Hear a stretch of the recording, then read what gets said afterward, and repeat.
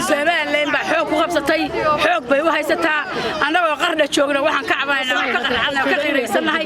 inta dhimatay Allah waan u tacsiyeynay taxsada waa u dirnay inta ka nool waa ku waaxdo hadinteen waxa ku dhinteen inay ka saaraan gobolka Sool mudaharaad sameeyaan anaguna waa mudaharaadsanay ciidanka iyo xoogana waa u geerinay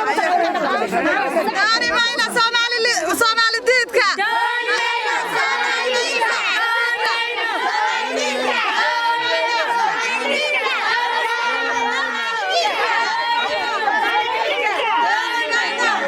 waxaan ku bilaabayaa waxaan ka cabanayaa gobolka Sool hawsha lagu hayo iyo dhibka lagu hayo wadankayaga magaaladayada caasimadayada waxa way dhibka ka jira meel ma dulqaadan karno ma aha halkan anagoo isugu soo baxnay inaanu ka muujino shuruurtayada baan halkan isugu soo baxnay waxa way dhibka reer Sool lagu hayo haddii laga deeno ma dulqaadan doono waa waxaanu isugu soo jeesanay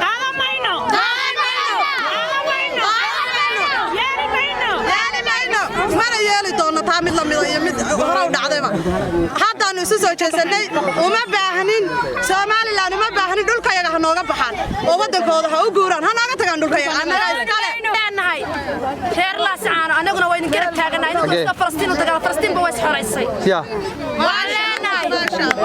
walaalahayeen reer Laascaano way idin garab taaganahay kuwan waa caruurtii yaryarka ahayd saddex bariqayd kaas baa u xiran waa u jeedaan hamoodinina ila jiifo tani waa magaalada Qardho weeye soo waxa garteen ma walaalayaal insha Allah way garab taaganahay waan xiraabaysan niyadana khayr u sheeg